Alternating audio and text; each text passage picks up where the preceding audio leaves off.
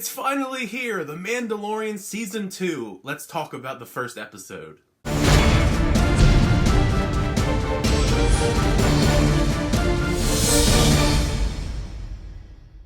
How's everybody? So as I just said, Season 2 premiere of The Mandalorian just dropped on Disney+. I stayed up late to watch it and talk about it with you guys. It's super late where I am, so I really do appreciate you sticking around and talking about it late at night, at least for me.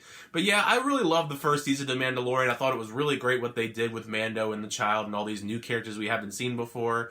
I'm sure they're going to up the ante with Season 2, especially with the way that Season 1 ended, with Mando and the child actually going on an adventure for Mando to actually find the child's homeworld, and obviously Moff Gideon cuts his way out of his fighter with a darksaber. So a lot of really interesting tidbits to lead into this season. It's going to be a lot of fun. I think we're going to have a lot of fun talking about this show. I'm going to put him in the background, actually. This is a very solid episode to kick off Season 2 of The Mandalorian. They definitely hid a lot of stuff from us from these little trailers that we did get leading up to it. They did a really good job keeping those surprises intact. The one thing I really loved is they kick off this episode with a badass action scene where Mando's in this fight club where Gamorreans are actually fighting. A really cool Easter egg there with the Gamorreans.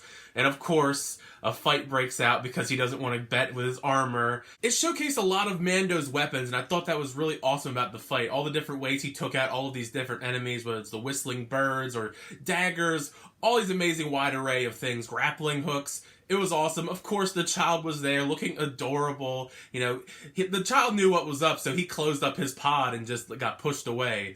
But, you know, maybe eventually we'll get some more fight scenes with the child's involvement in them. It appears that one of the main threads that's going to be going on throughout this season is Mandalorian trying to find other Mandalorians, because supposedly other Mandalorians is the key to finding out the coordinates to get to the child's planet. So, of course, that's actually what Mando is looking for. And, of course, they find out that there's a Mandalorian that's on Tatooine, because of course there's a Mandalorian on Tatooine. We always gotta return to Tatooine in some shape or form, which I'm perfectly okay with, as I love Tatooine no matter what time we go back there. I'm glad they went with different parts of Tatooine that we haven't really explored too much yet, because we've seen Mos Eisley and all that stuff, especially last season, as Mando was there last season.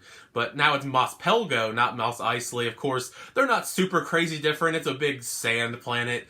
But I think it was really cool. Once we get to the actual planet, it turns into the Western vibes that we know from several of the different episodes last season.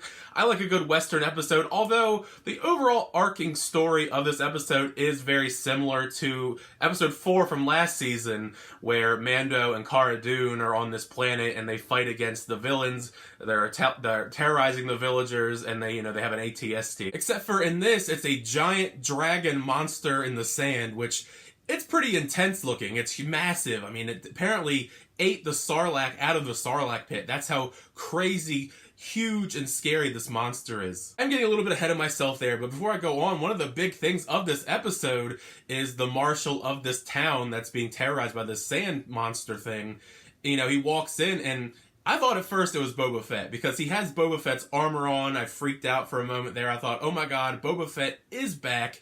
Confirmed. I knew there were rumors, rumblings he was going to be back, but it actually ends up being someone else entirely named Cobb Vanth, and he's played by Timothy Olyphant, which we see very quickly because he takes his helmet off, which is like obviously a big no-no, and Mando is not happy with it, and they're about to just kill each other because of it. Him having Boba Fett's armor did lead to speculation before we get to the end of the episode, because I'm thinking, okay, he got the armor from Jawas, so that means that somewhere along the line, obviously Boba Fett got out of the Sarlacc pit, so he has to be somewhere, but it's just he doesn't have his armor. But that was really interesting. We'll get to that part of the episode later.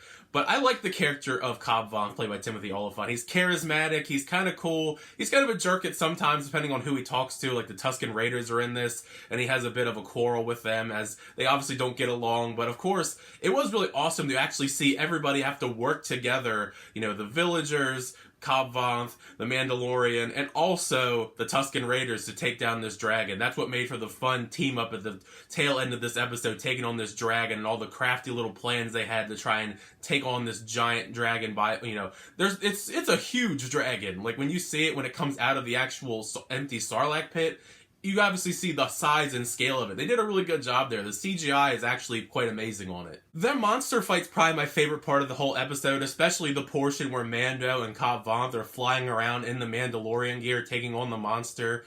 Of course, for a second there, you think that Mando is actually not going to make it. Of course he's going to make it. I mean, the show's called The Mandalorian. It would be kind of a disgrace to the show if he just died. But of course, he gets out of the mouth and blows up the monster, saves the day. They tear up the monster for food and all that stuff.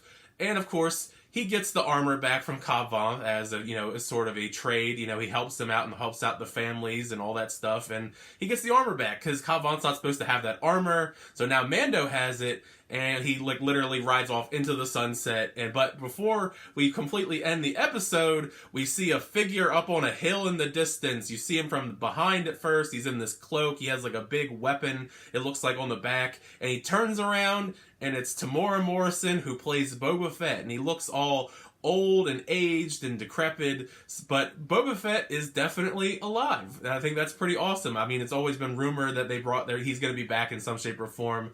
So what a great time to bring back Boba Fett, but in The Mandalorian. I am interested to see if we're going to see how much more of Boba Fett we're going to see in this. Obviously, he doesn't have his armor, and Mando has his armor now. So that's going to be an interesting quarrel when it comes down to it, probably later in the season. Hopefully that's, one of those things that we get resolved later on in the season, and it's not just one of those, hey, here's Boba Fett, he's alive, we'll get back to him at some point.